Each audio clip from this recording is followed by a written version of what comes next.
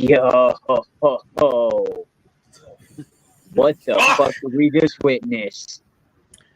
First off, man comes back, says no words, throws hands, and then like demolished, confused. I'm going to be honest with you. I've never seen anybody in a walking boot kick the shit out of a professional fighter without using the walking boot like Jacob Fatu did. Wow. What the hell just happened to our OTC? Okay. No more prayers when the God dies. With the future holds with my palms high. Left in my hands and make it alright like yeah. Never let it know your dreams. Put it into a dark regime. Transform the score machine. I ain't had no pot to piss and now I'm frying competition. Burn my way to top position. Scared he fuck out the kitchen. Let him cook. Let me cook. Let him cook. Let me cook. Let him cook. Let me cook. Let him cook.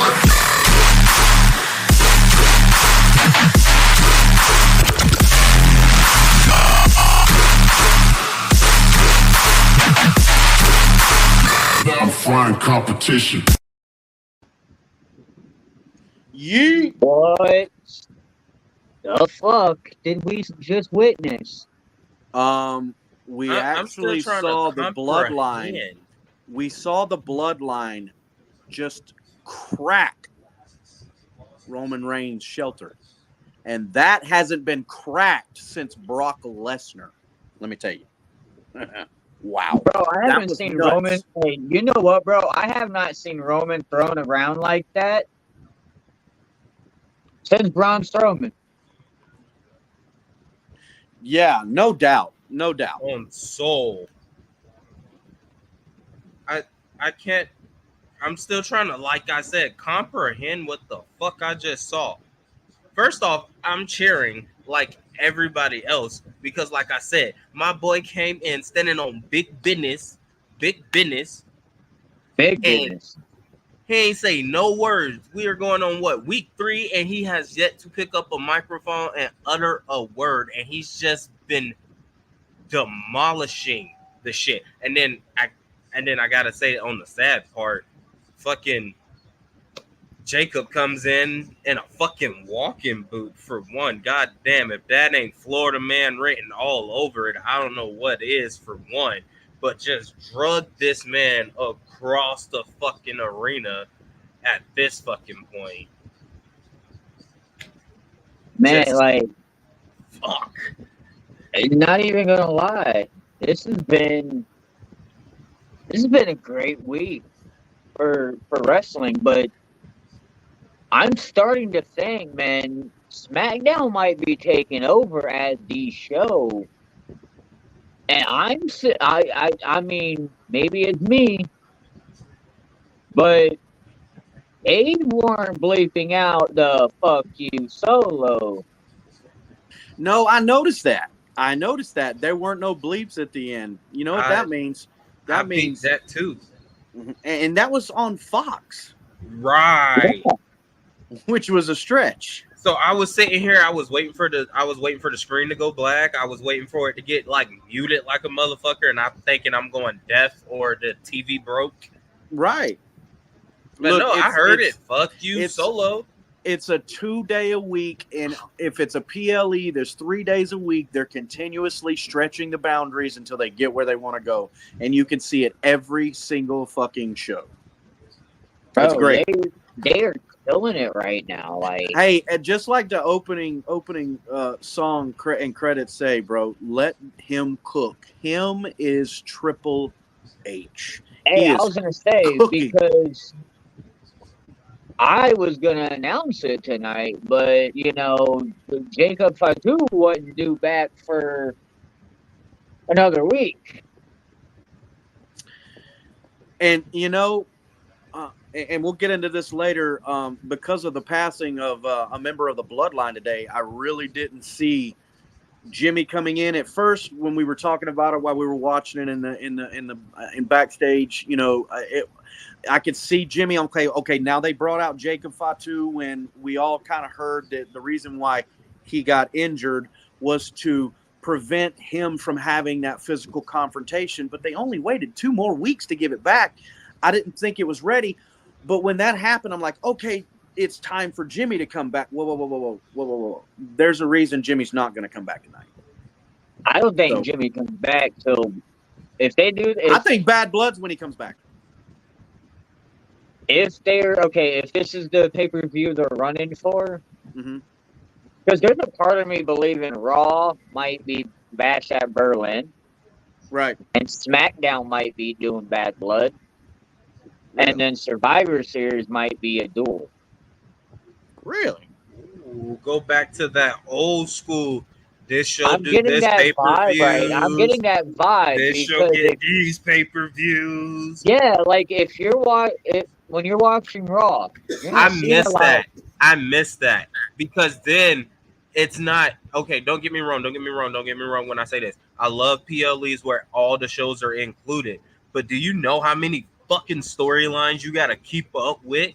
If I had just a Raw PLE to be like, okay, so we got Judgment Day, we got fucking Randy Orton and Gunther. Like, you get what I'm saying? Like, okay, I can focus on those, and then over here on the SmackDown, I can focus on Bloodline and Cody Rhodes Crybabies and waiting for Tiffany Stratton to cash in on Nia Jax because that feud's starting to cook a little bit. That's gonna be amazing when it happens. What? Yeah. I'm just saying. Evolution is a mystery. Hey, you know, and what's funny is we talked last week about this, and we never could pinpoint exactly why Randy was on Raw all of a sudden. And I figured it out in the promo tonight. When they did it last week, when they did their promo last week, Randy said he brought up the fact that you thought you beat me. You ain't even beat me once. You go back to King of the Ring. You think you beat me? And I'm like, that's why they're pushing this now, because he didn't actually have his shoulders pinned. So they have a segue to bring Randy over there and give him the availability because there's reason for that bout. I mean, but I also you had to expect this path to cross at one point. Oh, absolutely, especially after that match. Like when Orton first came out and he said, "All right, you got your title match and you won your championship after beating me at King of the Ring, but did you really beat me?"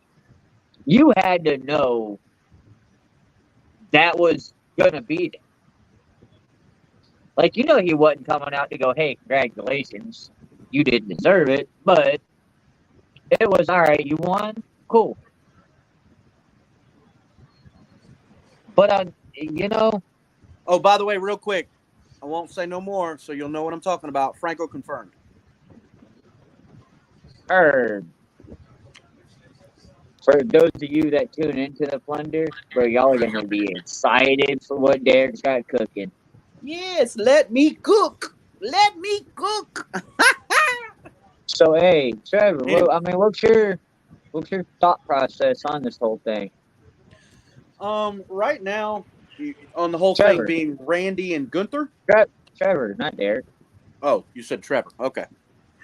But I'm with Derek on which topic, on what standpoint, like the Raw SmackDown, the Randy Gunther. Go with Randy and Gunther. The Randy and Gunther. Yeah. Okay. Realistically, I like it. I like it a lot. Okay. I know we done teased and talked about Randy getting that title run and, you know, all the. I realistically think Gunther wins and retains, but it's a hell of a fucking match. And and that sets up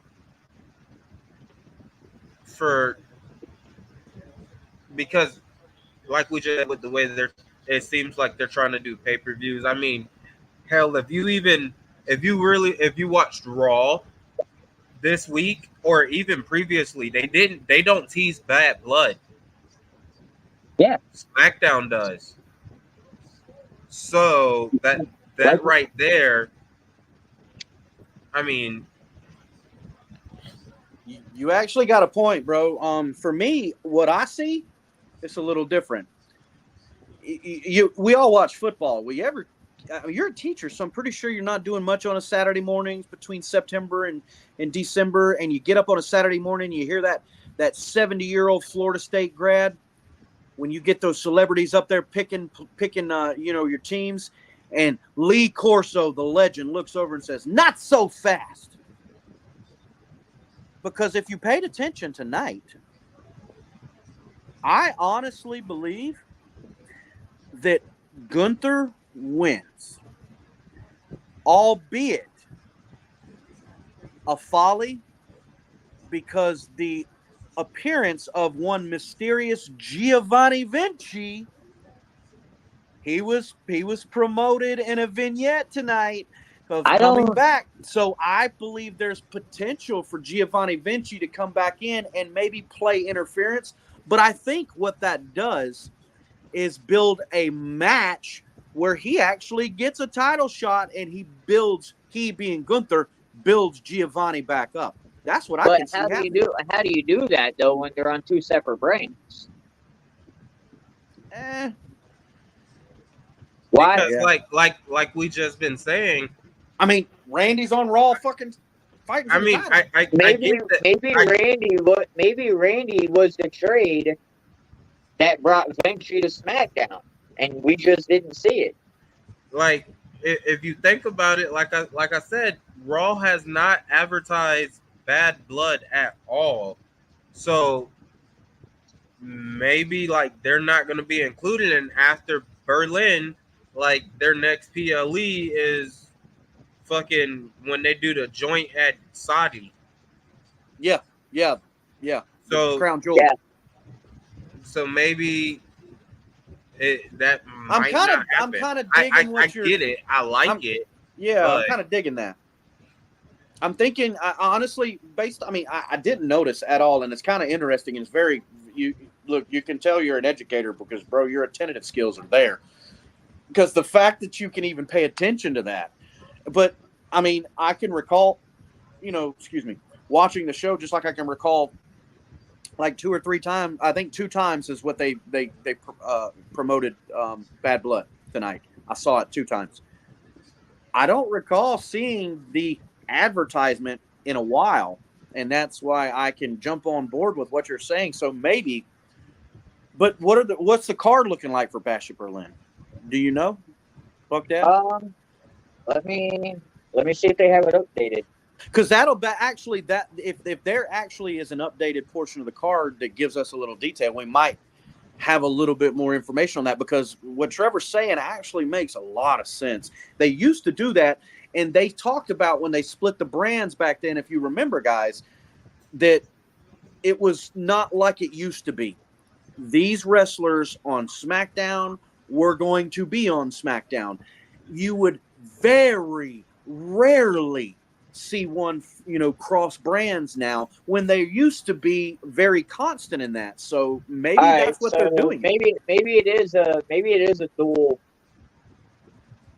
brand. You got Cody and KO. Yeah. And this is from the WWE website. Right. Gunther and Randy. Damian and Rhea versus Dirty Dom and Liv. We're going to talk about that too. And that's it so far. Okay. So, since we're talking Gunther and Randy, I look at it this way. And Mom, just to answer, Vinci's not. If Vinci interferes, it's because it's a dual brand, and Vinci will be there. Yeah, if that's the case, I agree with you. I don't necessarily see him go after Gunther in that way. If he were to go after anybody from Imperium, I see it being more Ludwig. Yeah. And maybe Ludwig somehow gets moved over to SmackDown and splits away from Gunther. That's not it's not really a stretch, because you saw, honestly, I always felt like Vinci was being pushed out of Imperium. He was being mocked. Yeah. So like I can see this the Bad dude don't Blood. talk. Everybody. Oh, what? He don't talk. Right. So like I can see what you're throwing down right there, man, with with Ludwig moving over to SmackDown.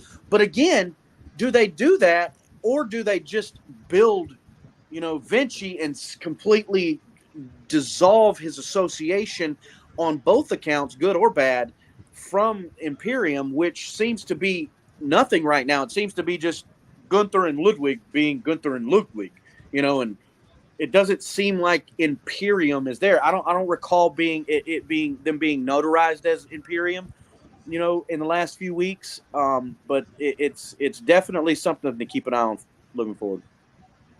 Yeah, it is. Now, going away from that, another Raw thing, Raw update. Seth is going to be out after the attack on Bronson Reed, and R.I.P. R-Truth. Yeah, I ain't heard shit about him. Off of his ass.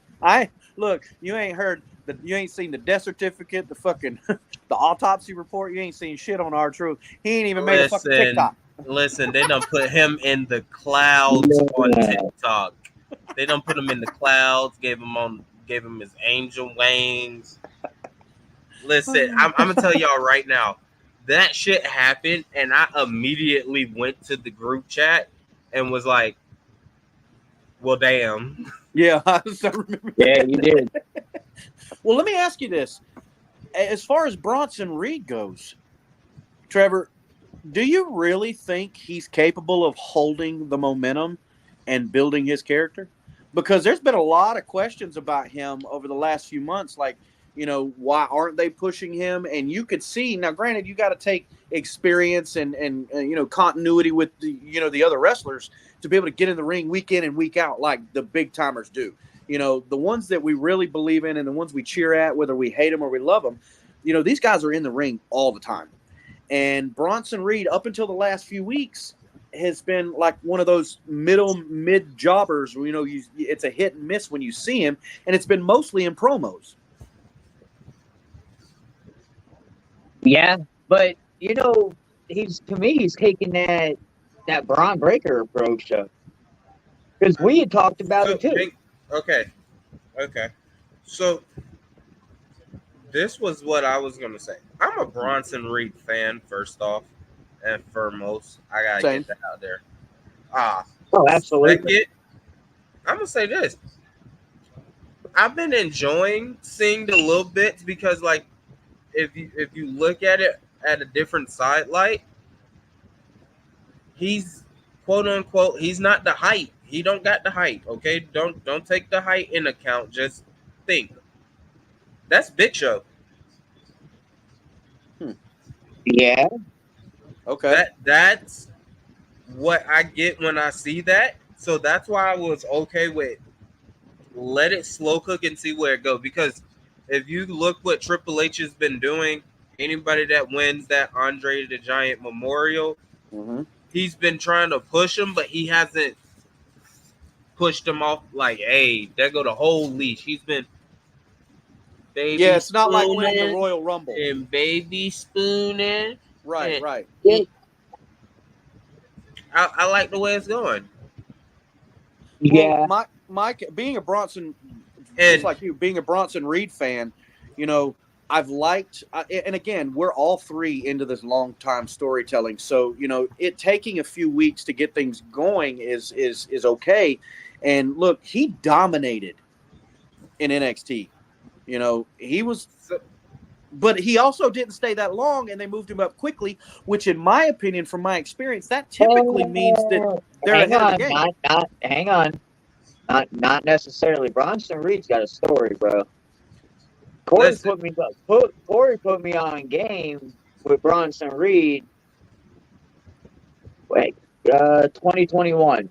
Right. When they first started, after we'd gone to WrestleMania, we were able to hit that SmackDown for his birthday. Mm-hmm. They had just released Bronson Reed after they had brought him back. Okay, so they initially released him during the cuts during the pandemic, brought him back, had him going in a few, released him right at that point around Corey's birthday, brought him back briefly to NXT, and then moved him up. So he's been going with WWE on and off for about 5 years. Like, I thought it was going to be the next Ryback with the way it seemed like it was going. So I like that they're buying into him finally. Like, this is what Triple H is looking for in the big guy. So, like, I'm not gonna lie, like you said, at 100%. The reason I said he gave me Big Show feels is because, like, I felt like this is what Big Show should have been. That big, agile kind of dude. Like, if Big Show could have been at least a half a foot quicker, holy fuck. This reminds, honestly, He'd have been nasty. Hey, for real, this reminds me of, and rest in peace to him. I know it's not necessarily the same bloodline, but it reminds me of Umaga. Yes. He's got the ability. I think Umaga opened the door for these type of heavier set athletes to be able to go, I'm athletic too. And that's what opened the eyes to even guys like Hunter when it came to creative. Like, okay, you got these guys, I can build around them. Look at Ivar and Eric, man. Yeah. With the Viking ratings. Yeah. I mean, it's been a minute. Did they Ivar both is get a hurt, or monster. did he go down to NXT? Ivar What's going on went with to Ivar NXT right and now? I I ain't can't, heard bro. of They him need to since. bring them back, but repackaged. Well, when he had a match. He had the last time I heard of him, he got beat by Obi, or what's his name in NXT? Obafemi. Obafemi, yeah. Yeah, because that was the last I heard of him. on NXT this week too to him. Yeah, that was the last I heard of Ivar. But look, Ivar, dude, that cat. I mean, he might be injured for a little bit, And that's what I think he is. Or maybe but they're hey, going but to. it's all right though. Maybe they send him away. Well, if you think about it, when they repackage people, they send them away for a little while. Time out. They ain't repackaging him more as a fucking singles wrestler though. You give him time to recover with his injury. You got Eric over here recovering from his. By the time they're both healthy, you picture creative. You get that fucking mask off of Sarah Logan, bro, or Valhalla. Because I'm not buying into that. Me either.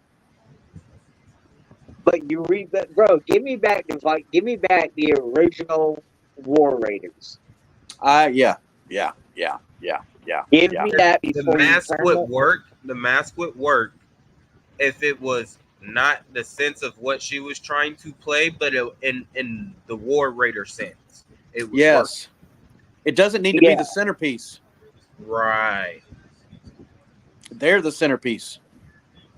Yeah, and that's where they need to be the War Raiders, bro, because they were better. I bought into them. I did too. They were a good tag team. Because they didn't, I mean, I've seen a little bit of their NXT work because I got free WWE Network at the time. So they're impressive. I liked that they weren't legit dressed like Vikings off of a TV show. It gave you that War Raider, like, bro, it looked like a set of Oakland Raider fans, bro, popped up on NXT. Yeah. I dug it though because it was a Viking look, but met with like a Road Warrior vibe. Yeah. And I could buy into that type of shit. And then the moveset, that's where I like the big guy. Now with Bronson Reed, I like the approach they're taking with him because now bro, guarantee you're gonna get, like Mom said, Braun Breaker and Bronson Reed. Yeah.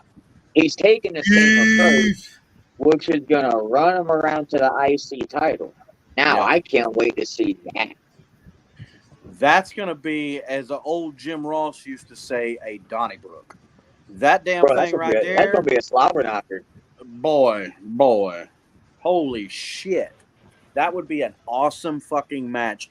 But something that I believe that they need to take 4 to 6 weeks to verbally build up. They don't need to touch each other for like a couple of weeks, need to run their mouth and be held against each other. And then you need to see them scrap around a few times week in and week out leading up to the PLE. Because What I that would, match, holy so shit. what I wouldn't mind when it comes to it, and I get where you're going at, is have them both kind of in almost like similar storylines competing, Right. and then they finally come together. Uh-huh. Or maybe you do an open tournament. I don't know, bro. Maybe they keep feeding Bronson, or maybe they keep feeding Braun Breaker all these random people. Feed them Chad Gable. Let Chad Gable get his ass whooped. Feed them the Creed brothers separately. Let them get their ass whooped. Hell, you can feed him Sheamus. Yeah, and then all of it, you get Bronson going, all right, man, quit dodging me. You kind of run that type of story. Yeah. I'm digging that. Bro, that match right there, I wouldn't mind holding off until, like, Saudi Arabia. Maybe even Survivor Series. Well, if we're doing a brand split, maybe not Survivor Series. But, I'm okay. thinking Royal Rumble. I mean, you say that, but you also got to guarantee. Hang on. You would also think that hold both up. of those guys would be in the Royal Rumble next year. Maybe, no. You don't have either one of them in the Royal Rumble. Or no, okay, maybe you do. But, bro, you have that match at the Royal Rumble, and you make that almost one of those, we're going to be the Royal Rumble. Yeah. I could see that, bro. You build around that. Dude. And you can go so many directions with those two in a match, like because of their ferocity and their size and their athletic ability combined, all three. Just like those two dudes would make an absolute barn burner in the ring. As Sheamus would say, they would create banger after banger after banger. Hey, and hear me out on this. Now you add in the new big man on the roster, and Odyssey Jones. Ooh. That heavyweight division looking nice. It looks like for the first time since like ever, more like the early 2000s, we have a heavyweight division again. Yes. I was gonna say, I mean, if you really want to go at it this way too, maybe you're pumping up that U.S. title picture or the Intercontinental title picture. You know who they can use to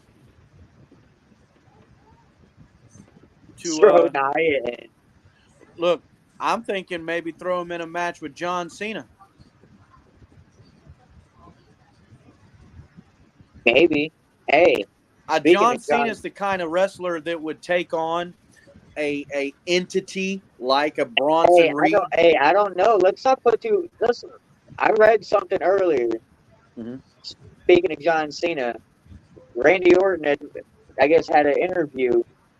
I guess he had pitched a match for John Cena one last time, and he said, we'll see. If creative puts it in, I'm down for it, but I don't know. So Randy Orton basically got shot down from John Cena for one final match unless creative, brings it on.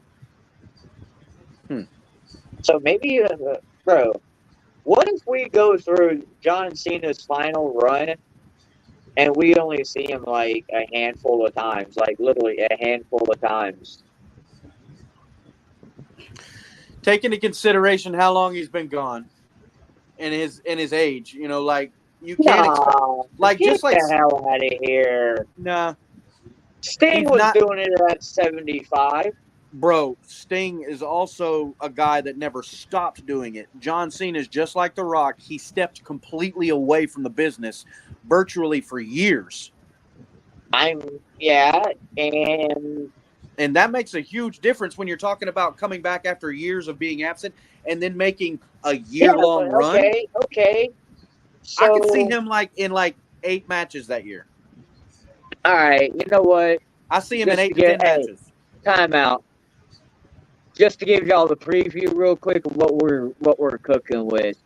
September 6th, you're gonna get to see more of this, but I'm pulling the heel turn card real quick. Sun's coming up as you look to the skies, go down to the water and bathe in the light. Oh my love, oh my love. The angels will sing, whisper words of the heart as I'm holding you close. Keep it. Let's hear what you got. Why in the hell would you come back if you're John Cena for a final run if you ain't gonna show up? What's the point in it? What, you just wanted your 5 minutes of fame? Because you're telling me, and Ratings on Netflix. Hang on, and you're giving me the excuse of he's been out of the ring for a hot minute. Mm-hmm. The Rock came back, said, "Hey, what would you like me to do when I go out to dinner tonight? Sit at the bar, sit at the head of the table." 2 months later, we had The Rock showing up on Raw. Trevor got the popcorn. God damn, this is great. Hey, I still got a whole bunch of the popcorn from the baby shower, and bro, I am popping them bitches for heel turn September 6th. Y'all get ready. Friday nights are never gonna be the same. Now back to what I'm telling you. The Rock came back, did this shit, bro. Within 3 months, you've seen The Rock on TV. He may not have been in ring action, Right. but he's cooking.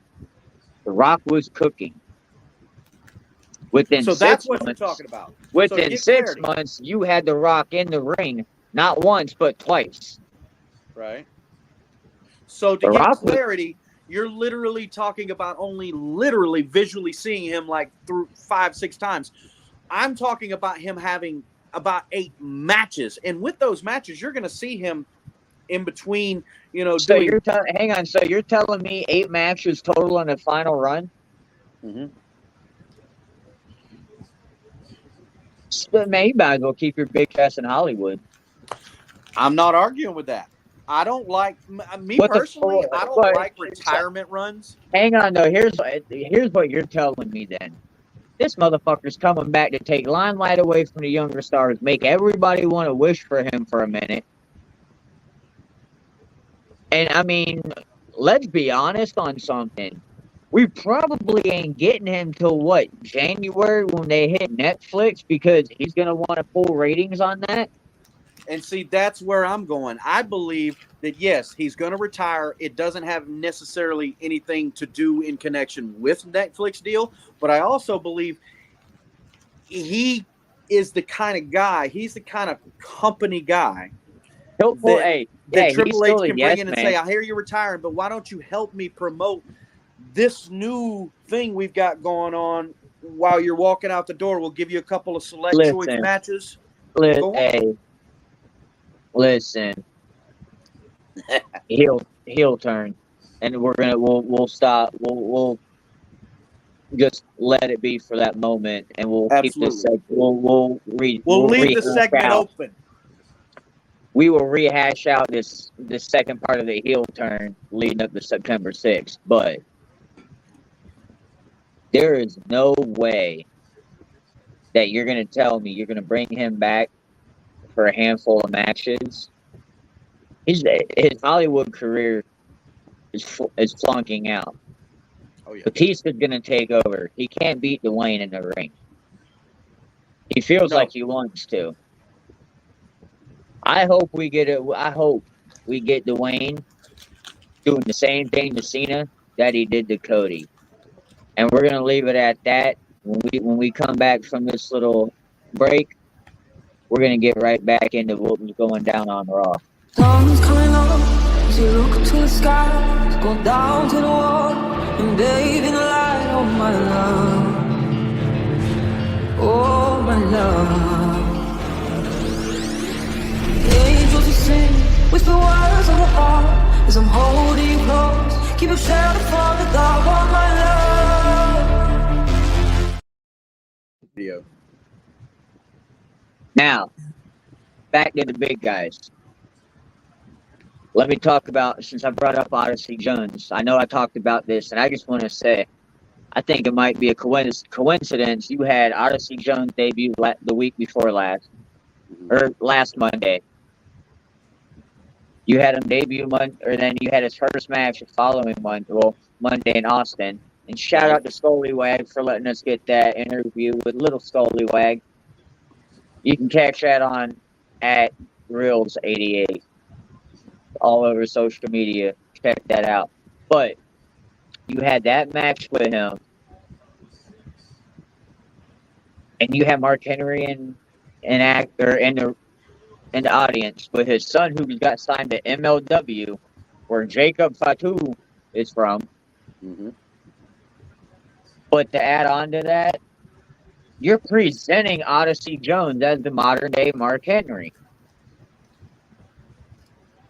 Tell me it isn't. The appearance with the overall appearance, the way they're presenting him with the slam, it's just a modern day. It's a swing power slam, it's sidewalk slam. That was the whole feeling I got when I saw him. Yeah. Now, let's talk about Xavier Woods and his reaction to Karrion Kross. Is it time? Do you think it's time that maybe Xavier branches away from New Day? You know, I've been a fan of New Day. Let me not lie to you. I've been a fan of New Day for almost their whole run.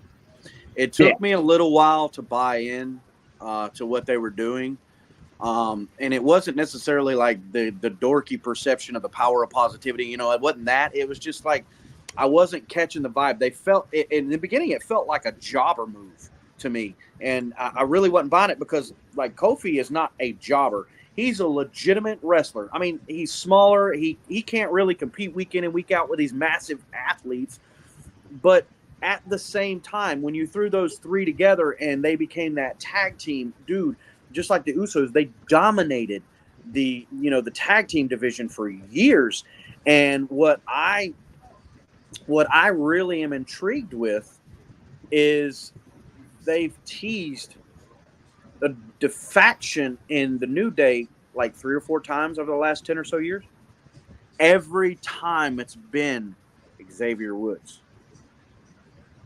I believe it's time. I believe he's going to go. I believe that the feeling of Big E coming back is literally faded away because of his injury. Extremely unfortunate. He could end up being like an Edge, an Adam Copeland, and end up spending, a long amount of time. Look, I've got a neck injury. I broke my C2 in 2 spots. The doctor can go in and take pictures of my stuff and literally look at me and tell me I'm retarded if I think my bones aren't stronger. The issue with my injury, and most people when they deal with those kind of, big injuries like that, it's not the bones. It's the cartilage. It's the ligaments. It's the nerves. It's everything else that will. But hang on though. He didn't break his neck. No, he didn't break his neck. But his injury. His injury is identical to what Randy Orton did. Yeah. He's got the fusion. He's got the fusion surgery. I read an article a few months ago. Yeah. The deal is, though, I think Big E's comfortable where he's at. And, yes, I do have that feeling Xavier's going to go, and I want to pass it to Trevor after this. Yeah. But maybe you revamp the New Day with Odyssey Jones in it? I don't know. What do you think, Trevor? So, I don't know how I feel about it. First off, I was pushing for New Day to get that heel run they never got. Like a true heel run. Could this be it? Can you really make Kofi Kingston a heel? I think so. Okay, hear me out. I can't remember which documentary I heard this from. But it's always easy to be something that you are naturally. And what is that? I could be real. It is easy for me to be a face if I was a wrestling because I'm nice in real life. It is very easy to show that card. What is a challenge? Being a fucking heel and an asshole and telling somebody about themselves and having just that demeanor and presence. That's hard. Right. So if I want that, and Kofi is good at perfecting his craft and devoting to that, I feel like he would be able to be a heel naturally, and it won't look like he's ever been a nice dude in his life. Right. So that's why I don't second guess that. I could see that, but it's just hard for me. I mean, it's just like Rey Mysterio. You've seen him take, you've seen him push the boundaries of the means behind why he does what he does in a time or two in his career with certain matches against certain opponents, but he's never been that heel guy. Kofi Kingston, for me, falls under that echelon of those wrestlers that, like, even John Cena, never a heel, whether you liked him or not. He was never a heel character. Even in his thugonomics, I really didn't buy the heel portion of it. I know. I want to see him get a legit heel run. Right. I think legit. I think John Cena, if you want to look and throw the comparison on that, I think John Cena's probably way more comfortable and way more capable of running a heel turn than Kofi Kingston. Now, not to say, again, I'm a Kofi Kingston fanatic. I love the cat. Like, the way my favorite match to watch that dude in is the Royal Rumble. He makes those matches so fucking entertaining. The way he just creatively, has over the years found ways to stay in those matches. But, all in all, I do believe, you're going to see a heel turn. I don't necessarily think that's the end of the New Day, though. If that happens, I don't necessarily believe, and I'm kind of buying what you're going at, because Odyssey Jones, to me, can benefit in his solo career by hanging with a guy like Kofi Kingston. Absolutely. I agree. I absolutely agree with you on that one. So we're gonna jump on the other side of that feud. Mm-hmm. The Final Testament. Holy Raid set it on Busted Open. I believe it was yesterday. It's time to pull the plug on Final Testament, because really you just got three big guys that are menacing, and they're feuding with nobody. The crowd isn't behind it. It is very 1980s. I believe he had said it feels like it's a Vince McMahon project. Yeah. What do you got, Trevor? Start with you. What do you think about that? Do you agree it's time to pull the plug? Yeah, I was trying to give it the benefit of the doubt, but I think it's time to pull the plug, because it's like, where other than bothering the fuck out of Xavier Woods and the New Day or New Day 2.0, like, what's y'all's purpose? What is y'all's story? Where are y'all trying to get to? Like, I'm not gonna lie, I feel like you have the perfect opportunity to strike at a other faction that is low-key wounded right now in the sense of the Judgment Day and go win the damn titles. But you're not even in the tag team title picture, so, like, what the fuck are you doing? Yeah. That's all I got to say. Otherwise, I'm going to just keep talking in a circle and get pissed off. I kind of agree with you guys. I can't throw a heel turn in here because, like, Buck Dad, you've bled it out of your mouth for a month. Every time we sit down on this show, you have pointed it out at least one time. And the first couple of weeks, I was hoping to, come on and see what they were going to do with him the following show. And it was the same thing. Now, that being said, the only portion of what I could call a heel turn in this reaction is maybe with this deception of a look with, Kofi and the New Day with Odyssey Jones and Xavier Woods, maybe that's what helps pushes them. They end up beating the hell out of them. Kofi, in turn, gets beat up by Xavier Woods. and that's the split of the New Day, and then they move off from them. So, like, I'm not sure, but I'm ready for it to be over one way or the other. Like, I'm not gonna lie. Out of all storylines going on in wrestling right now, this is the worst one. This is some AEW shit, honestly. Like, I'm not gonna lie. Like, that shit comes Doesn't on feel TV, like and that? look, that storyline comes on TV, and I'm like,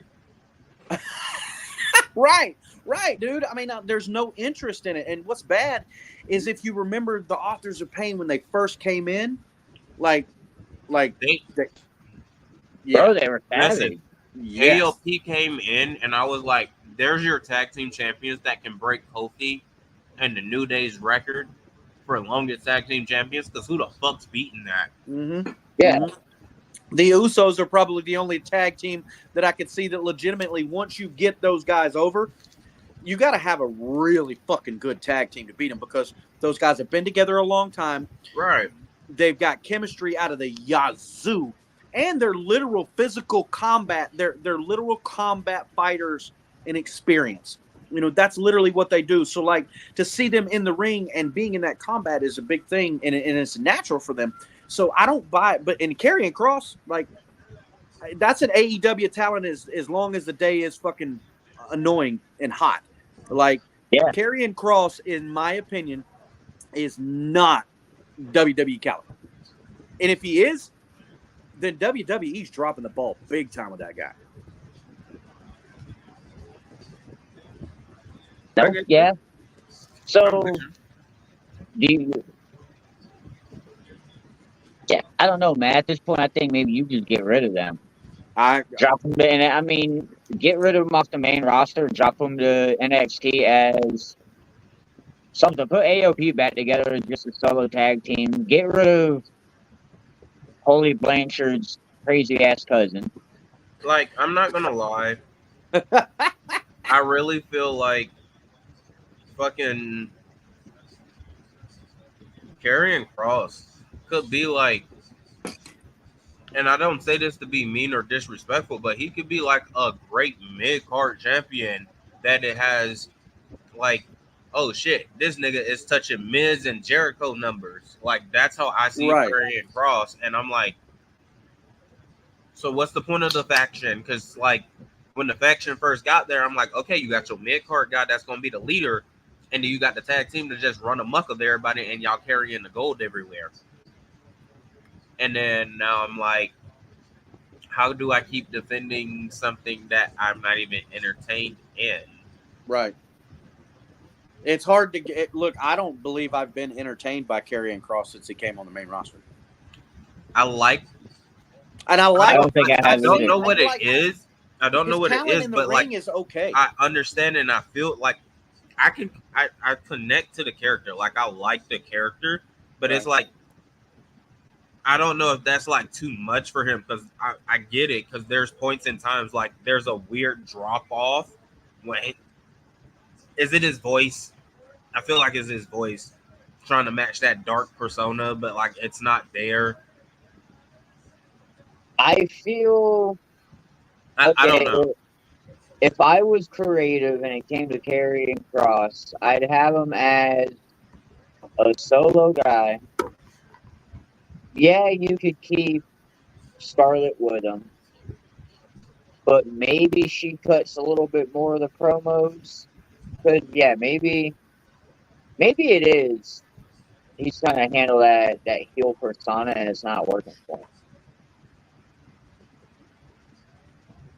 Maybe that's what it is. I mean, if that's the reason why you're teasing Xavier Woods going over, okay, then what are you going to do? Because then that's your microphone. But okay, so like, if that's how you're going to keep teasing it, that okay. So if you do that, maybe you give them I don't know. Maybe there's somebody willing to be a manager that can, like an MVP. Yeah. Maybe there's somebody like an MVP that can come in and mold Karrion in a way while being that mouthpiece because Carrion can talk, but you limit it. Maybe you do limit it to the promos, like behind screen, like the vignettes, but you don't let them talk necessarily often in the ring. You have the manager cutting the promos, almost like Paul Heyman did for Brock. Brock never talked. Brock was just a muscle. Yeah. Maybe it's time to do that with Carrion. I can see that. It sure won't be MVP after his recent comments about Triple H. No. And I'm saying like an MVP type as person. I can dig where you're going with that, but I also want to say that when you say that, bringing that person in for him, you got to be real selective because you can't see his character going many other ways. You know, that sinister style character, I think that's a good side for him. I think that's a good character for him. It's what he's doing with it that's not being received. Yeah, the Final Testament to me, man. I agree with Bully Ray, whatever he's going by. Yeah, but it does feel 80s. Yeah, I like the sinister style. I agree with you, but I guess I don't know. I guess I was expecting something out of him when it came to this faction because I said it. This is legit his last run with it. Like if this doesn't work, there's nowhere else for you. I mean, speaking of MVP, look at Bobby Lashley. Yeah, he's now a free agent. Possibly could pop up at All In. Doubt it, but it's possible.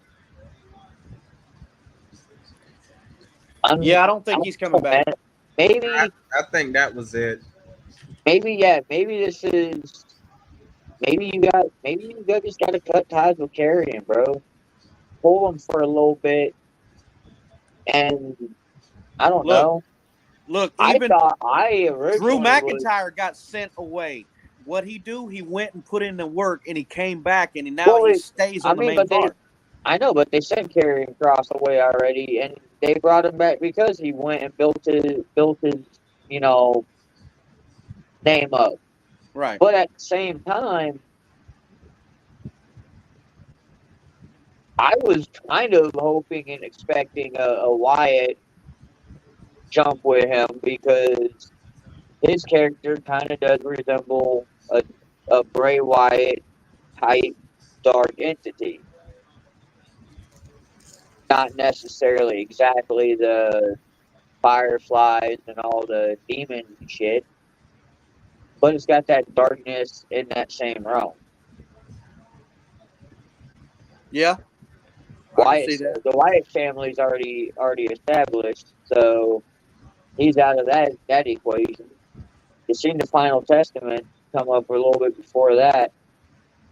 Hey, what's up, Daniel? But that's the thing, man. Like, it's just one of those. Maybe it's time to part ways for a little bit with them. Send them home until they can get something really creative for them that works. I'm with that, and I would agree with that. I like that. Or maybe send them back to NXT as more of a full time. I personally like that idea. I mean, you can get rid of him and it wouldn't hurt my feelings. But if you want to keep him, NXT is going to be the spot for him, I believe. I believe he can take that character and go places because you don't have a lot of dominating characters in NXT right now, And when they get dominant, they don't stay there long. They move them up to the main roster. Yeah, but at the same time, look at Gargano. Gargano and Ciampa sat down there for what? 3-4 years? Yeah. It felt like a half a career. But the thing is, though, they didn't want to come up. Ben Balor's gone back happily, and he even said he went back to hone his craft again. Yeah. There's nothing wrong with it. No. Maybe it's one of those you need to get under Sean for a minute and see what he can do maybe revamp how you cut promos. Because Sean does things a little bit more Dusty Rhodes-esque than Hunter does, Absolutely. which I fucking love because of what it's creating down there. Oh yeah, like dude, people don't understand how successful. Like Triple H, that's his baby. You know, NXT's his baby. Dusty Rhodes was like, look at Triple H as a lawyer and look at Dusty Rhodes as his legal aid. Dusty Rhodes did so much work to help build that brand before he passed away. It's unreal. Look at guys like I was going to say Dusty Rhodes. Dusty Rhodes was doing it. And I want to say it was right before Hunter took over too. Yeah. Hunter had like a little bit of say, but it really became his thing once he couldn't get back in. It was a Vince thing of he didn't think Hunter was going to turn that shit around. Right. And it's crazy to think, man. Vince was looking for a way maybe to get Hunter out. It's very crazy. Like he legit handed him a dead product or a dying product and said, "Here, if you can revamp this, we'll take you to the next level." Yeah. Maybe. But that's also the kind of guy Mr. Vinnie Mac was. He was a push you to the limits, get everything out of you, and reward you minimally. Yeah, well, sounds like he's reaping the reward of his bullshit, or not reward, karma. I really should say. Look, I think with a guy that old, as long as they're taking to deal with him, that's just punishment. Yeah, well, I mean, if what Linda McMahon's saying is true, he could be gone soon. Yeah, I heard about that. She made comments that his health was deteriorating. So, well, get back on the topic on this whole thing. Okay. We're gonna. Can we spin back to that? I just had a thought. Okay. Because, so I know we got 3 brands. With the way creative is right now. Yeah. For 6 months, just for 6 months, would you be okay for an ECW run? Paul Heyman, Triple H, and Shawn Michaels running ECW for a little bit. You get Paul Heyman exiting the Bloodline story. I would, you know what, going to Netflix. Like, it ain't even got to be long term. It could just be for like 6 months. No. I like where you're at with it because remember the Raw Underground? Yeah. Maybe you run something like that on Netflix, ECW. For people that aren't watching WWE Raw and SmackDown because oh my god, it's Raw and SmackDown. Bring back ECW, bro. And maybe you highlight all your cruiserweights like they originally did, or you bring back your hardcore type matches. I feel like then. Hang on, because now I can try. Now I'm tying the knot. Damn, teacher working. The teacher is working. Ooh. So you bring back ECW. I feel like that can help push with a team like the Final Testament. Let them just go and run amok, be aggressive, be extreme, just kick everybody's asses. Yeah, but I don't really want to deal with their ass for this long. I get that. What's up, Rob? I was still trying to show faith. Damn it! I was still trying to show faith. Yeah, I get it, but I really don't feel like listening to Final Testament carrying crosses. Shit, don't let them cut promos. Just let them go out there and fuck shit up. Yeah, but bro, Roman is the only one right now that can come out, not say a damn word, throw hands, and walk out. Wait, when the tribal chief first came back, what was it? Arrive, wreak havoc, or wreck Leave. everyone and leave. Yes. So what are we missing? Long-term storytelling here, fellas. Arrive, wreck everybody, and leave. Aura. That's what it ain't even missing. That's what that is. Aura. Yeah. Yeah. That's long-term storytelling, fellas. That's exactly what it is. Aura. Now, let's carry forward because I like this topic and let's revisit it. Absolutely.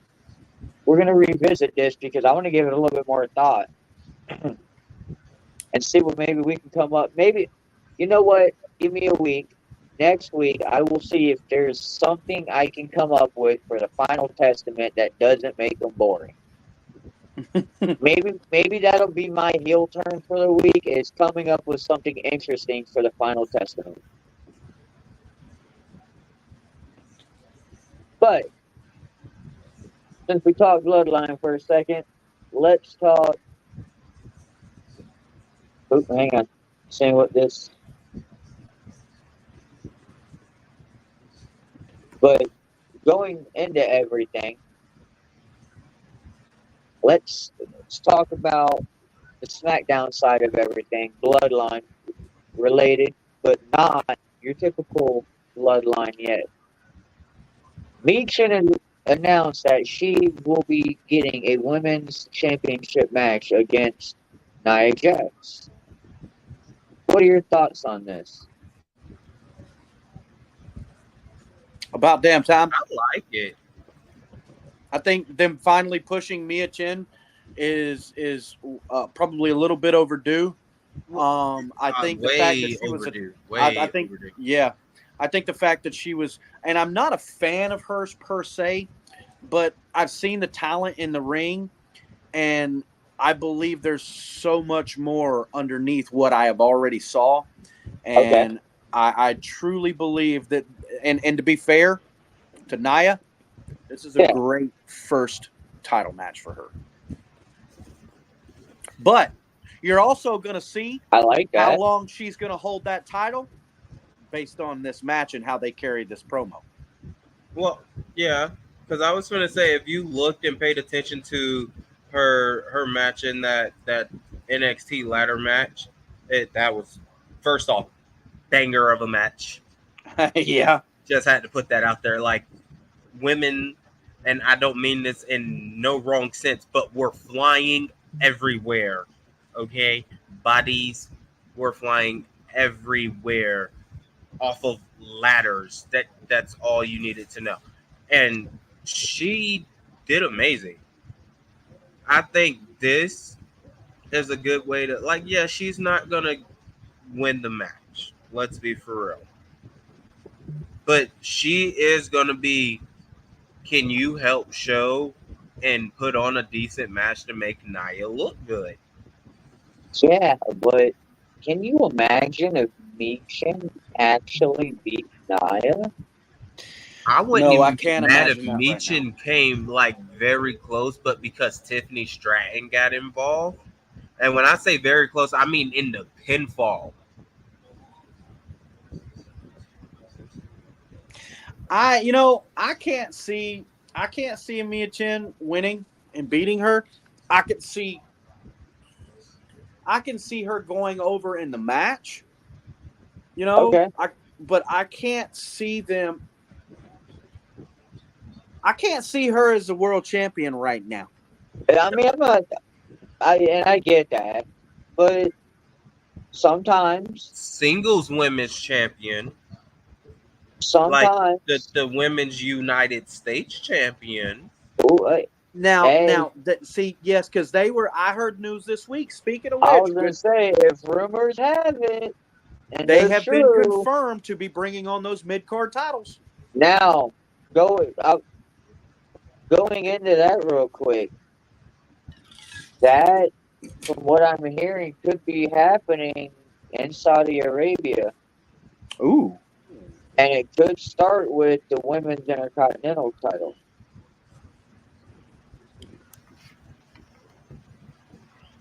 What do you think of that? Because that'd be kind of fucked up. crown a women's United States champion in Saudi Arabia. No, it wouldn't. That'd be the most American thing you could do. Yeah, but that's when you gotta have the pay-per-view over in like Saudi Arabia or during like 4th of July. Yeah. I mean, honestly, I thought they could. I mean, if they really wanted to, they could have did it earlier and did that. But I mean, either way, if it's the IC, cool. If it's the United States, I promise you, I'm laughing my ass off, screaming the biggest USA. Well, I put it in the comments because I want everybody that comes on and they see that question and they're listening to us right now. I want you to comment below.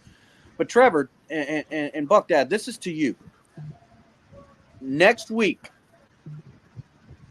if they are to bring the mid-card titles back, a U.S. title and an Intercontinental title.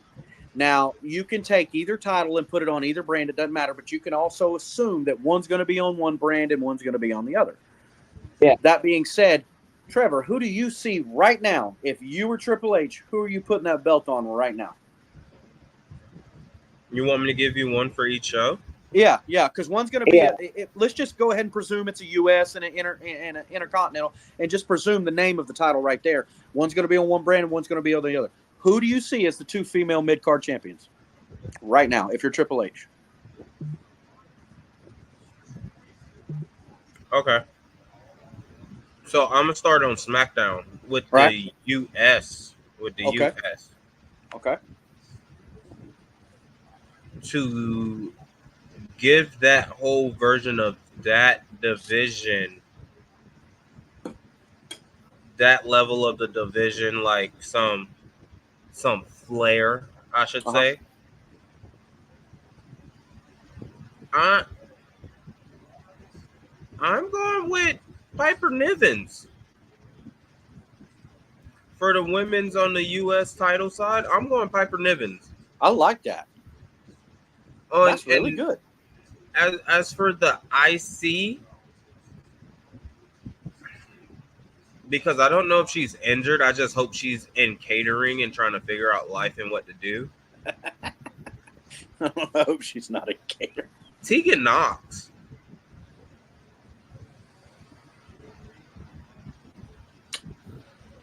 You know, I'm going to pull a heel card there.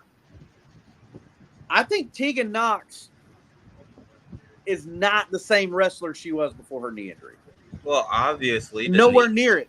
Nowhere near. Well, my point is, when saying that, I believe, like, if you remember, because I was a Tegan Knox fan. That's when I was big into NXT right in the beginning. And Tegan Knox was a really good wrestler, but right before her injury, she was over, bro. She was way over. So hear me out, though. Yes, it would be out the blue to put the title on Tegan Knox, but I would cook it to finish the feud that never got fucking finished in NXT. I'm talking about Tegan Knox versus Dakota Kai, and I want that bitch in an Iron Woman match for 60 fucking minutes. I like that. That is something I can get on board with, my man. I'm telling you, I like that. Now, while you were away, I don't know if you heard, the SmackDown mid-card title was Piper Niven for him. And then Tegan Knox is going to be the Raw mid-card title holder. That's who he would say if he was Triple H right now. So my question to you is, who would you, Triple H, Buck Dad, put the mid-card titles on? All right. I'm going to go. I like your idea, Trevor. So you're Raw. I would go. Actually, you know what? Your SmackDown. I'm gonna start there since we're talking Piper Niven. I'm gonna go to the other side. I'm gonna go Chelsea Green. Ooh. Okay. So I was gonna cook that storyline to have Chelsea Green, Piper Niven finally break up for the match. Yeah, what's up? That would be the part to determine. That would be the match to determine the champion. Now on Raw. Maybe that's where you put something on, Io Sky again. You know who else I just thought about and thought was a good idea? Lyra Valkyria. You stole it. That's not a bad idea either. But if it's mid, I don't see her mid card. I see her as the world's women's champion. I don't see her. Bro, I love Valkyria, bro. I like that. Valkyria. I get that. I don't see her as a mid card. I see her as in the main event. I really think now here's mine. You know, I struggle with women on SmackDown because I feel like most of your competition is on Raw as far as the female competitors go. You've got a smaller group of your upper echelon female wrestlers. But Piper Niven is probably the best choice on SmackDown right now for that mid-card title. I think she's so close to the main title picture. This is what I think you give for Chelsea Green. I mean, so my other one for Raw real quick. I think Chelsea Green is built up by that title, though. Instead of Piper Niven giving that title some kind of substance, I think there's two. What about our Money in the Bank champion? No, because that's main event. That's main event, hands down. Tiffany Stratton is a main event. Yes. Okay. Right. On Raw, Sister Abigail. So why? Hang on. Is Johnny Gargano's wife and homegirl on SmackDown, right? I think they're. Or they're on Raw. I haven't seen them in a minute. I thought they were on Raw. No, they might be on SmackDown because Thunder's pretty good about keeping husband and wives together. Yeah. Okay. I'll check that. I'll look that up real quick. But that would be my other choice because her NXT title run was cut short because she got drafted to SmackDown. That would be my other one. I would possibly throw the mid-card title at.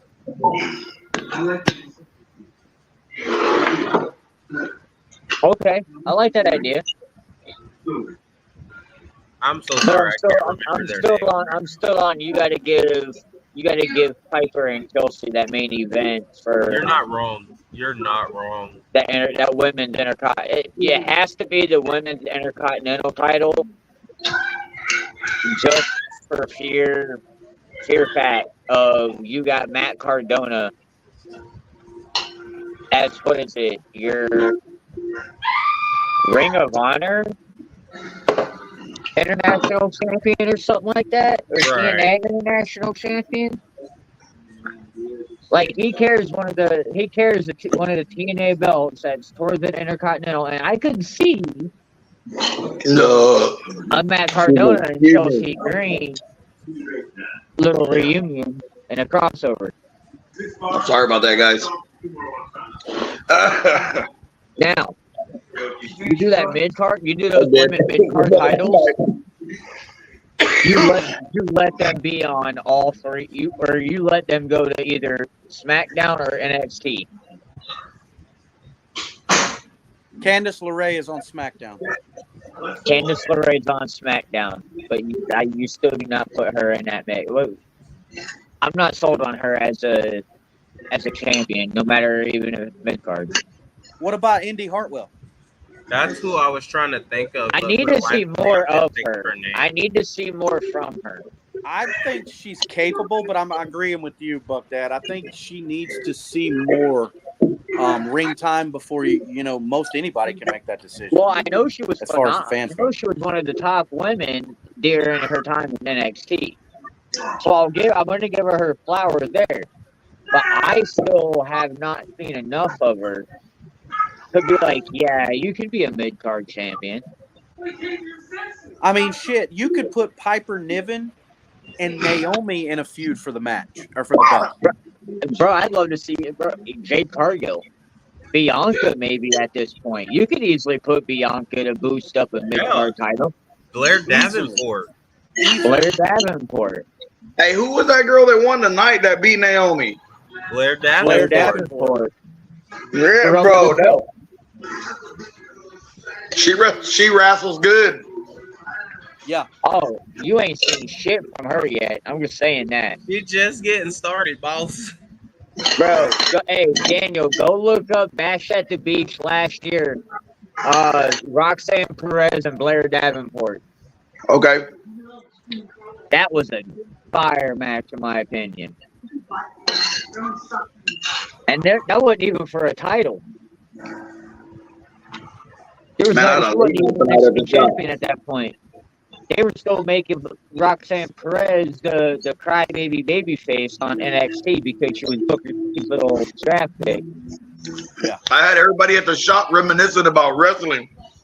Well, good. Tell them to tune in to Heel Turn. No, I'm saying I was tattooing late. And you know I had fucking Friday Night SmackDown. When I turned it on, I turned it on a little late. I turned it on right when Davenport beat Bianca. Okay. I mean, Naomi. Sorry, Naomi. Yeah. Let's talk about that real quick, though. Isn't that a little bit of a surprise that Naomi lost in Orlando? Yes, dude, I was freaking out. You know, it is, but if you look at while I was listening to you guys chat and looking up that information about Candice LeRae, I was looking over all the women on SmackDown. And honestly, not really. She's probably outside of Bayley and Bianca, she's probably the best wrestler on the SmackDown roster as far as women go when it pertains to being able to come in with a new talent, a fresh talent, a young talent, and be able to make sure that match is smooth and that person goes over. Hey, I got a question. I came in late, so I don't know what y'all talked about yet. Have y'all talked about the main event? About not the main event, Solo Sikoa, Roman Reigns.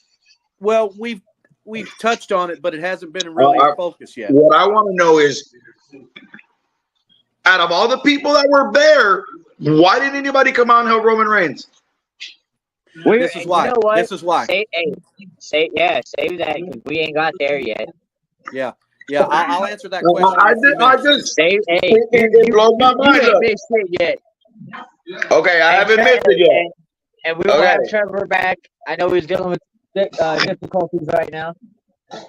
Yeah, hold that. I'll answer that. That's actually a very easy one, but that's coming from a guy who literally don't miss wrestling and hasn't for 30 years. Now, but I'll answer that for you when we get to it.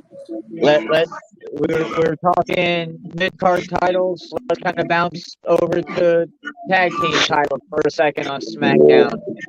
We now know who is going to be facing the Bloodline for the WWE Tag Team titles at what is it? Bash at Berlin. Yes. The Street Profits are going to take on Tama Tonga and Tonga Loa. Or Jacob Fatu. It probably won't be either one of them. It's going to be somebody else from the Bloodline because Fatu's still hurt. He was wearing a boot tonight. Even though he still wrestled, they won't let him wrestle with that boot on. Well, no, hear me out though. And this is where I was taught. I briefly touched it earlier, and we're gonna get to it later. But with that walking boot, you're gonna see because he wasn't expected back till next week. The injury really was just he bruised his shin. That's all it really was. It was a deep bone bruise. The walking boot is really just cosmetic. The walking boot is actually a preventative. Yeah. Right now, that walking boot is really just a cosmetic play. You're gonna see a little bit more from him over the next couple of weeks. I know we don't want to get into it or whatnot, but how about how stand up it was for Cody Rhodes and how fucking much respect they have for each other, that they're not out there talking shit about each other, wanting to bash each other's brains in. You know, Cody still came to KO's fucking help tonight, even though they're fighting in 2 weeks. That's some stand up shit. So this feels real AJ Styles. There's no hate feud-esque. This feels real AJ Styles feud-esque. I can see that. You know, but this is instead of AJ Styles, well, I deserve a title shot. Kind of like Sammy and fucking what's his name? In a way. So I respect you. You know what I'm talking about, Chad Gable? Sammy and Chad Gable can give a You're shot. going to see Cody Rhodes snap, and you're going to see KO snap, and you're going to see a brief heel run for this. You have to. I can see it coming. You've seen it coming for weeks. Otherwise, if they don't do it, and it's a heel, there's a face, expect Solo Sikoa to get involved. Expect the bloodline somehow to get involved. Yeah, all they want is for Cody not to have the belt. But does Cody keep the belt until WrestleMania? No.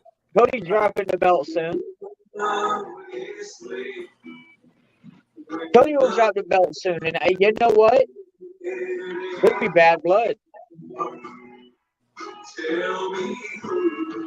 Could be in Saudi Arabia before Survivor Series. Could it be to Kevin Owens, though? Absolutely not. Not a Bash in Berlin. It will not be to Cody Rhodes. It is. They It don't might want- be to, you know what? It might be to Randy Orton. It might be. One of them is getting their shot soon. Randy Orton's gonna get that. One of them's gonna be a champion. I think Randy Orton's coming to the end of his fucking career.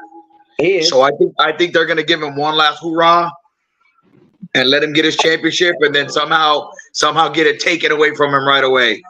After he's gonna, I believe he beats Gunther, bro. Nope. He's the legend killer, bro. Let's not forget about that. Yeah, but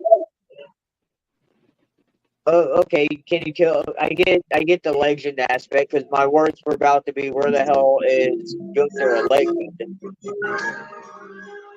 I mean, Gunther held the U.S. title longer than anybody ever has. That's The legendary. Intercontinental title. Yeah, nobody's ever held it as long as he has. No, and I get that, but here's my thing: 75% of Gunther's WWE title or time in WWE has been with a title. With the That's title. including NXT. My issue with it, it's time to take the title away from Gunther and see if Gunther can work the damn without the title.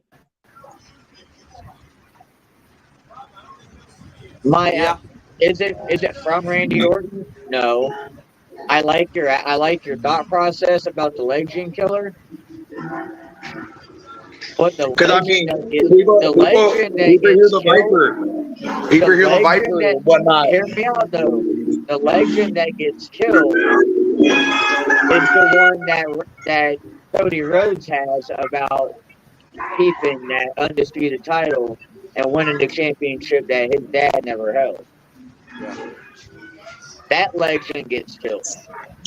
You know, legend killer. You said legend killer. And we talked John Cena earlier, and you just put something in my head. What if Randy Orton's John Cena's last match?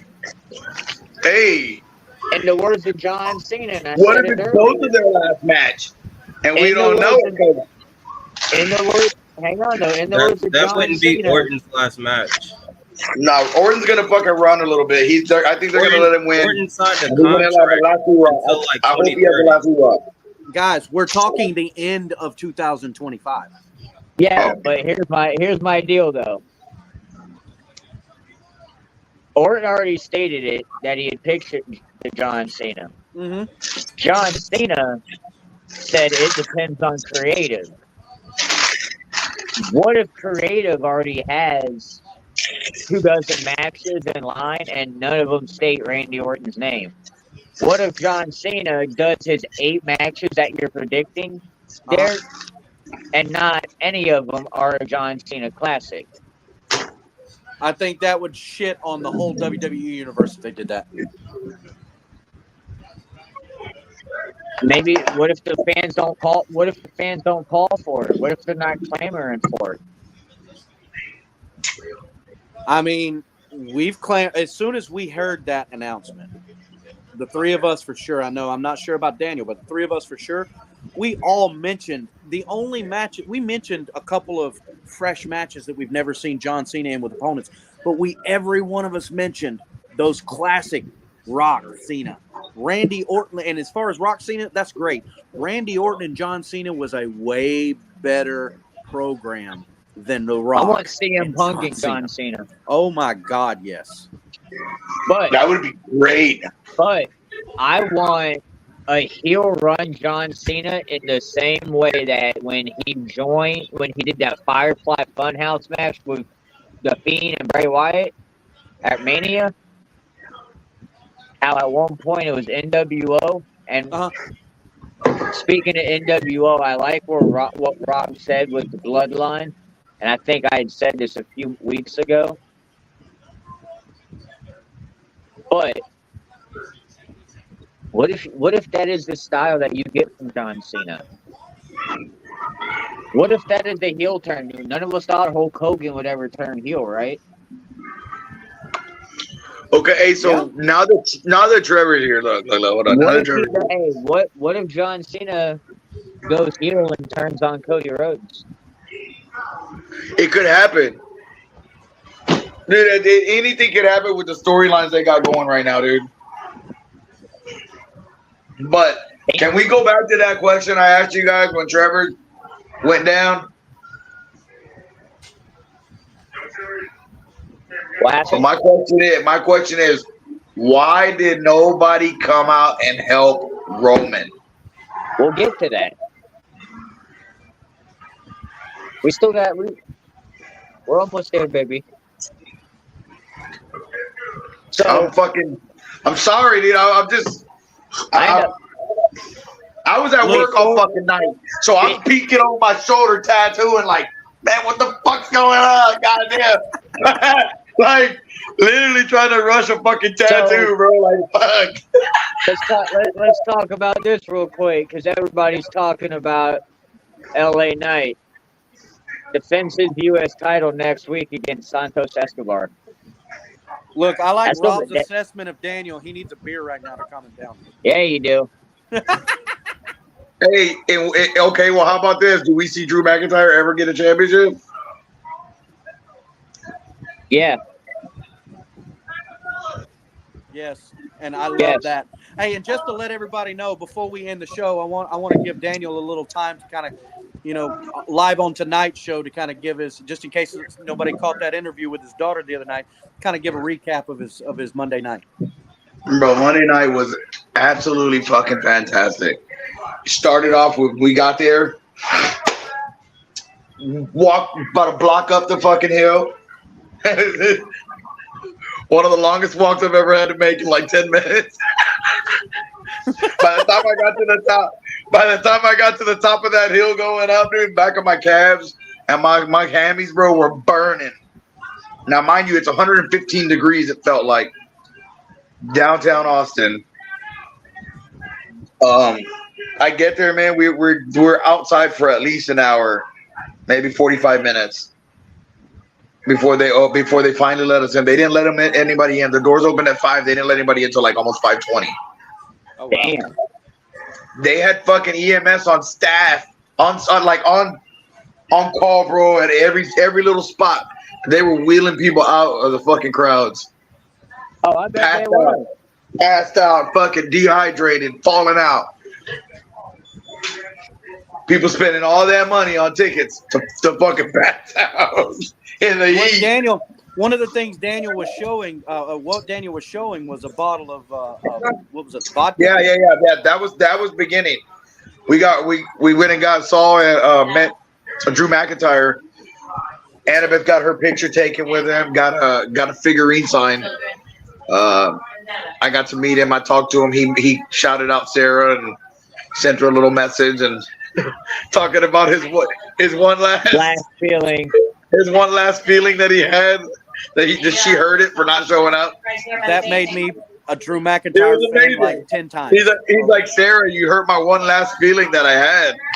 That was such a great moment. That was super great.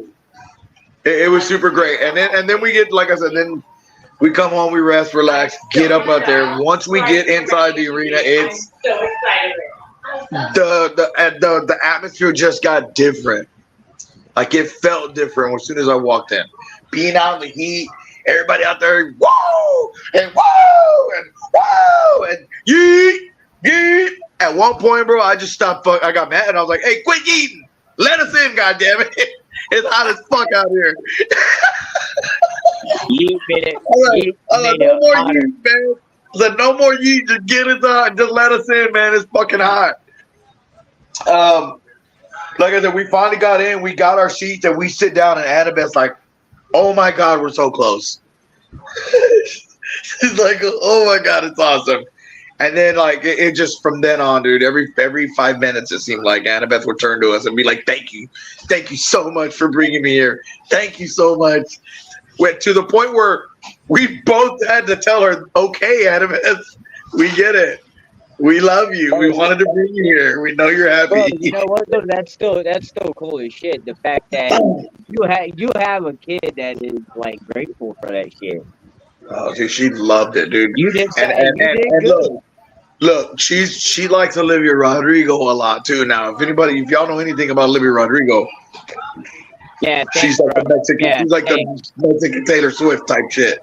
Yeah, thanks, bro. Because my kids heard you talking about that during the summer when we were talking one day, and I had to play it for a good solid hour on their phone. So appreciate it. Yeah, you're welcome. You're welcome. Anyway. You know, she they asked her, you know, what was better? What was better, Olivia Rodrigo or the wrestling? She said, oh, wrestling by far. Look, the enthusiasm I've seen from her every time she's come on with us a couple of times, like 2 or 3 times, about this, and then seeing that interview and then being a part of that, dude, that was as a 44-year-old man who doesn't personally know that little girl, that was that touched me a little bit. I was like, fuck yeah. Tickets than the $1,000 I spent on Olivia. It had nothing to do with how much money you spent on tickets. I spent $1,000. She loved it more at wrestling than she did at the concert. And she's like, she loved the $300 tickets instead of the $1,000 tickets. I mean, hey, bro. She paid almost $1,000 for the seats, like that were in the back behind the fucking way nosebleeds. Hey, bro, for $1,000 you can stand outside the stadium that Taylor Swift is in. For $500 you can get into the town that she's in. It was unfucking real, dude. I was like, bro, she got her face painted, and they had all kinds of old school face painting, like. Not the wrestlers that were not all the wrestlers that were they had the old Jey Uso orange face. I was about to say hers felt very old school original Uso. Well, that's what it was. It was Jey Uso on there. They had Finn Balor when Finn Balor had his face painted. Demon, yeah. Yeah, they had Finn Balor like that. They had the I don't know, the one that had like the Io Sky, I guess, one of the girls that looked all crazy. Probably it may have been Asuka. They had Papa Shango. Papa Shango, yes. That's the guy I was trying to think of his name. I didn't want to get it wrong because I didn't want to look like an idiot. Yo, speaking of that, isn't it crazy Papa Shango went from a voodoo? Isn't it crazy Papa Shango went from voodoo to a pimp? I just saw that they had the voodoo face there. Yeah. And immediately she's like, I want the Uso face. And they interviewed Annabeth there. They asked her questions. The local fucking UT news station, whatever. Oh, hell yeah. The Moody Center, they did a little interview with her. Because she was out there with her blanket on. I mean, it was hot, but she had her Cody Rhodes blanket tied to her neck, bro, with her Cody shirt. But you know what? Yeah. She wasn't getting burnt by the sun because she was covered up by the blanket. Hey, smart kid. And that sun was beating, bro. That sun, I mean, it felt like that sun was touching me every time. Oh, we feel. Hey, trust me, we feel you down here. Look, the Panhandle be feeling that all the time. Fuck, dude, it is stupid. And see, y'all got a different heat. Y'all got a heat that can choke a donkey. You know, the humid. Does more than that shit. Yeah, the humid. You come to Texas, bro. It's like they say, what's the weather like in Texas? And they say, have you ever been cremated? Because that's what it's like. Hey, you want to know what it's like right now in Tampa? You want to know what it's like in Tampa right now? You ever been to a crab boil? I'm You ever? Okay, listen to me. This what it's like right now. This what it's you like say in Florida. you say crab boiled. I think of that. Hang on. This what it's like in Florida. You and all your friends decided in the middle of the day that you decided you wanted to partay and you wanted to fry and boil and grill shit and use nothing but propane and fire, and it's just hot as fuck. Oh, and Okay, don't forget, you gotta pull down sweat and you ain't did nothing but just stand there. Y'all know I'm a fucking diehard Bucks fan. I'm a super fan. I Right? know. I So, can't wait for you guys to come out here. Wait. So- Real quick. Not to cut you off. Bucks fans, please don't forget to start hydrating. Week 1 is going to be hot as fuck. hey, I know. That's what I'm getting at. Start hydrating now. Yeah, So wait, I we ain't got went there. to Okay. the Chicago Bear game. I went to the Bear game a few years ago. I want to say when Mike Glennon was the quarterback of the Bears, and he came to visit. I know. And we beat the shit out of them. We beat the shit out of Chicago that day. But me and Sarah left in the third fucking quarter. I have never been that hot in my life to leave a fucking game, dude, that I love so much. Bro, going to, and not to get off topic because we're about to hit your question that you were asking, but Creamsicle Day, being out there for that hour was hell, bro. Being in gear, yeah, it's gonna be a hot ass season. I think we're pretty close, bro, in heat temperatures, bro. Listen, when the other southern states say it's hot, I don't even want to argue with them. I'm like, bro, fucking same. Yeah. I lived in Kansas, so I've been to Texas, and I feel for you.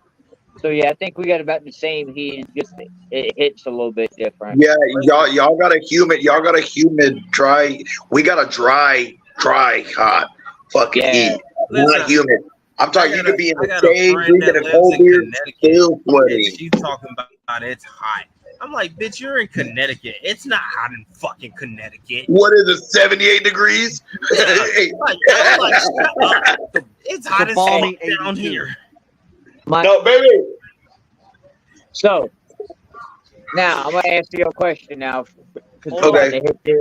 Let's not end the show on a bad note. Let me go ahead and break the tragic news today. For those that don't know, I don't want to end the show on a bad note. We ain't in it yet. Okay. But go ahead. Yeah, we're talking. But hold on. Everybody, just in case you haven't heard today, the Bloodline has been in the top of the storylines in WWE for 4 years, and today it made an inconvenient, sad note into the WWE universe when Afa Anoy, is that pronounced right?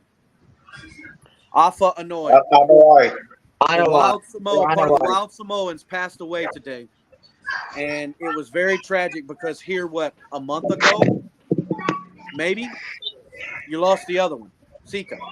Yeah, the Wild Samoans are the Wild Samoans, one of the greatest tag team champions ever. And you know what I feel is, you see those, if you ever walk around and you're in a public place and you see that old couple that looks like they're 25 because they're so in love, and the wife passes away or the husband passes away, and you think to yourself, like, instantly, that's the kind of guy that won't make it long after their spouse passes because of that connection.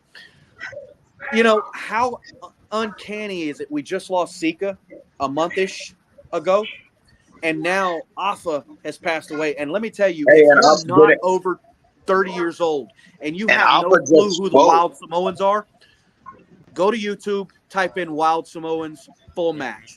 Absolutely insane. Funeral, didn't he? Huh? Alpha just spoke at Sika's funeral, didn't he? Yes. Yeah. Yes. Alpha actually spent 3 stretches in WWE. He actually lost his job, he claims, one time. They said he got fired one time because he went to his child's birth. I want to say it was Samu. Not his child, but Samu. Yeah, Samu and what's his name was his child. Kishi. He's got Ricky. Well, he's got 3 kids, but 2 of them aren't in wrestling, or 2 of them are in wrestling, and 1 of them isn't. Rikishi is one son, Samu is the other one, and I can't remember the other kid's name. But Rikishi is also the father, if you don't know, of the Usos, which is a huge reason why you can guarantee you didn't see Jimmy Uso, regardless of what they had planned. I mean, that's his grandfather. So, like, it's a sad thing. No, Jimmy, I think, is being held off till Berlin.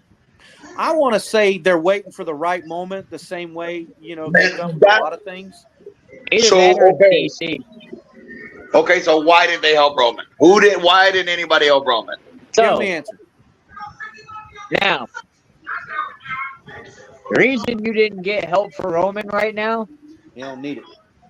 You said that Trevor said at the beginning of the show. This man has done Roman, and this is how you know that Roman is the GOAT. He's done nothing but walk in, not say a damn word, whoop ass, and walk out. It's only fair that the bloodline fought back a little bit tonight. Absolutely. And it's okay because it makes you turn around just like right now and say, why didn't somebody come out and help? We were sitting right here as SmackDown was going off, just talking. And we literally started the show with our raw reactions of what the hell we just witnessed.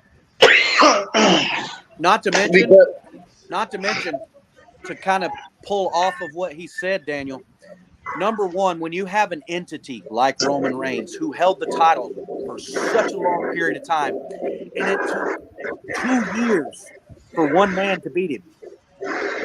It took that one man 2 years of building up and going after him and dealing with it to beat Roman Reigns. So hold on, hear me out. Let me finish.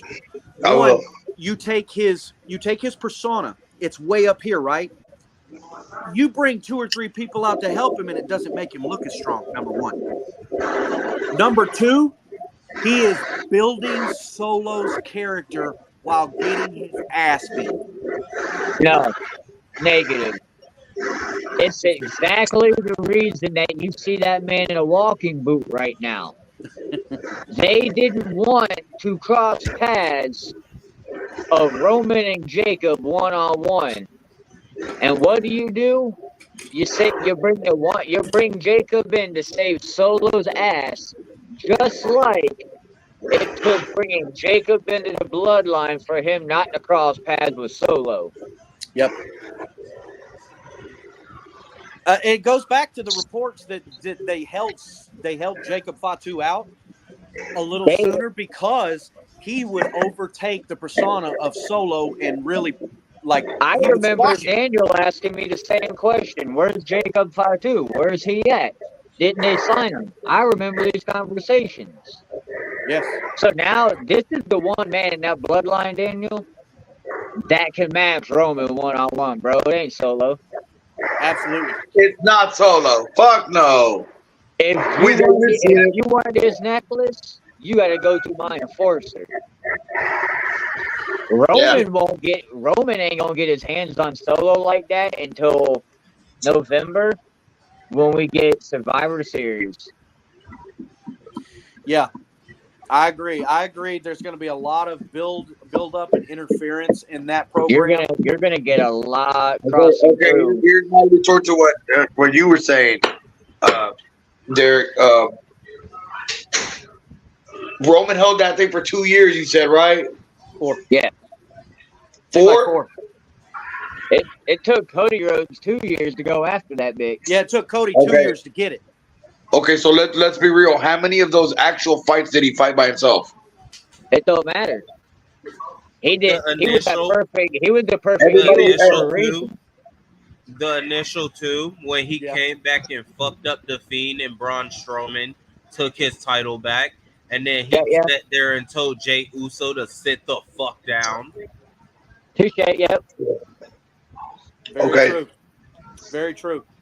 Now, for me, what I saw tonight For me, what I saw tonight was Roman come out there and do exactly what we all expected Roman to do, which is what everyone expects Roman to do, and that's clean house, because his character, he's been gone for 3 months, and I think it's gained momentum at being fucking over, you know?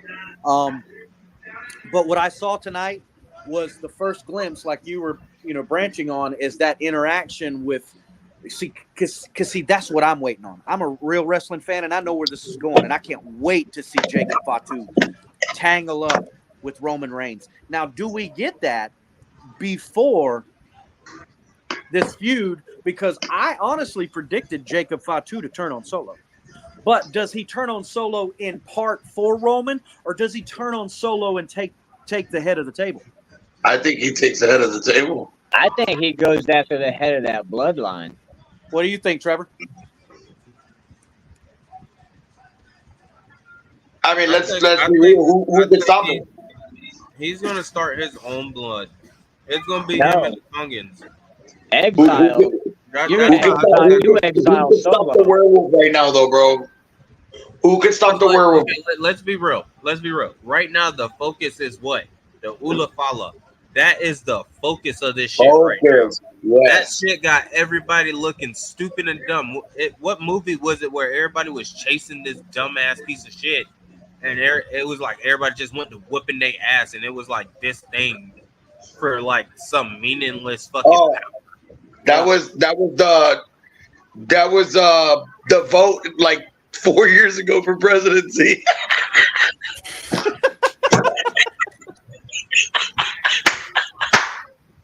So, TJ, I don't know. Sorry, man. I mean, here we go on this one then. You exile Solo, because you even brought it up, Trevor.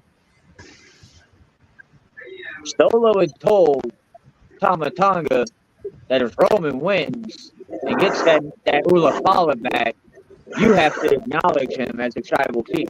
I have to acknowledge him as the tribal chief. Solo's going to acknowledge Roman as that tribal chief once again, and he's going to fall in line. Because they always do. Jacob takes over the head of that bloodline because The Rock comes back and anoints him as that head of that enforcer, his part of that bloodline. Yes, he goes for the tribal chief, but that's when you get that down the line. You could easily have that Ulafala be the main piece to end that part of the story for Bloodline versus Bloodline at War Games. Yeah, that makes sense. I like that. It'd be Rock, Jacob Fatu, the Gorillas of Destiny with Talatonga and Tongaloa. And then you're going to get Talatonga coming in, Haiku Lu. That's going to make up Rock's bloodline versus Roman's bloodline, which is going to be Roman, the Usos. You're going to get Solo. And you might maybe get Sami Zayn, depending on how deep the story really goes. Because I can see Sami easily standing by Jay's side at this time because of them having the tag team championship. Because I think I think Jay Uso does get that tag team title run with Sami Zayn, like we were talking about last week. Yeah, I do too. Now it makes a little bit more sense.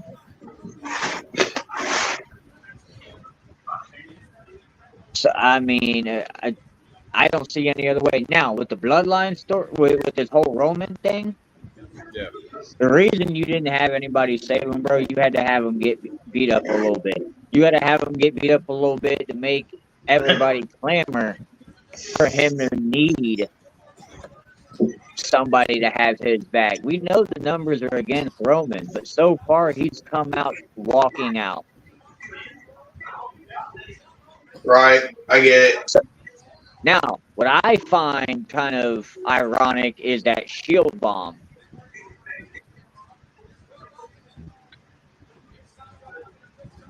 That's what I find a little ironic is you push that shield bomb and then boom.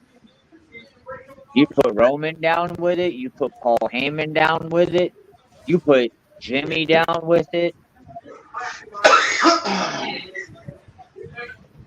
You know it's going to go a little bit deeper down the line. Yeah. You know Roman's going to have to call Seth when Seth is healed up. When do we see Zilla? Maybe Zilla comes into play at one point. I would say towards the like final conclusion when it looks like the end game, like the Avengers type shit. Well, maybe we don't. Hey, you know what? I take that. Maybe we don't get Solo falling in line back with Roman. Maybe that's where you get Zilla because it is the Fatu's behind Roman. Solo turned his back on his cousins. Jay technically didn't turn his back. He walked away from the family because they jumped him out. He just was beefing with his brother because his brother kept, fucking him out of matches. Right. He fought Roman because Roman wanted to go after him. I'm gonna have to get out of here, man. Yes, sir. I've had a long day today, man, and I'm chilling. We will talk, my man. We will talk. I appreciate you Y'all have a coming good on. night. All right, later. Brother. But like I said, maybe this is where you get Zilla coming in, and it's the Fatu's backing up Roman. Solo's technically not a Fatu. He's in Illinois. Yeah. I honestly I know why. I think Zilla is going to be – I don't think Zilla's going to be around as soon as everybody thinks. I think it's going to be a little while. I could see it being after the beginning of the year. I'm not opposed to it. I don't think he'd be worth putting in and getting involved in the War Games. I think the War Games, you're going to get a few members beat up and out for a minute, and that's where you're going to get a few more emerge, and it's going to be, holy hell, there's more. I think the War Games should be the original bloodline. Roman, the Usos, and Sammy. Yeah. That's what I feel Roman should take because that's where it all started. He built it. That's the beginning. And I believe you know how he could play it? You know how he could play it? I want my family back. And he can go to Sami Zayn directly and be like, you broke my family, you fix my family. Yes. I like that. I like how you ran that in that topic. Because you remember, he beat the hell out of Sami Zayn at the end of that PLE.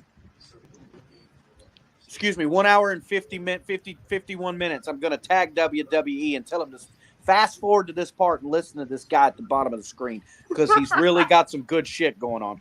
That actually makes a shit ton of sense, dude. I appreciate that because you know what? That kind of leads into what we're looking at. That would be kind of a heel turn thing, wouldn't it? Absolutely. You're going to get a lot of that shit coming up in 2 weeks. Yeah. By the way, don't forget to follow on YouTube ReelEighty8. That's ReelEighty8, and you can get that all over social media as well as at The Plunder 2023. Smash the follow, smash the heart, smash the subscribe. Go ahead and catch it, and don't miss out on September the 6th. There's a lot of good stuff coming from the people on this show September the 6th. Yes, sir. Speaking of that, in 2 weeks, we are not doing away completely with pancakes and power bombs. This will still be something. Just not what you see on your Friday nights. Because Friday nights are never going to be the same following SmackDown because we're bringing you heel turn. Love and it is going to be one of the greatest heel turns you've ever seen. So tune in starting September 6th. Can't wait. It's going to be amazing. And you know what, you guys? It's going to be a fun week leading up to next week. We got Indeed. the Plunder pregame and postgame tomorrow night. You can check that out on 88 on the Plunder and on Bucks Life. And next Friday night, tune in for the final Pancakes and Powerbombs episode before we turn over to a bunch of heels. Yes, sir. Yes, sir. I had fun tonight, guys. Dude, I it was did a great too. it was a great show. We had a lot to talk about, even though we did a show on Monday, which we do the pre on Monday. We do it before Raw, so we were able to give our reactions to everything that happened. But there was a lot of stuff to go down. We covered a lot of content. Thank you for bringing that up, because Monday is the final pre-Raw episode before we go straight down to one show. You beat me to it. You're right. Thank you. You know what? That's exactly where I was going with that. but yeah, so you it's know been what? a great Monday, show with a lot of content. But I really want to do a shout out. I did this off camera. Guys, if you've watched us since we started at the Plunder, Trevor, this even goes to you. We started our venture as putting on a show for people a little over a year ago. And we were talking about it earlier at how we just look like a couple of dumbass dudes sitting there bullshitting our perspectives back and forth off of each other.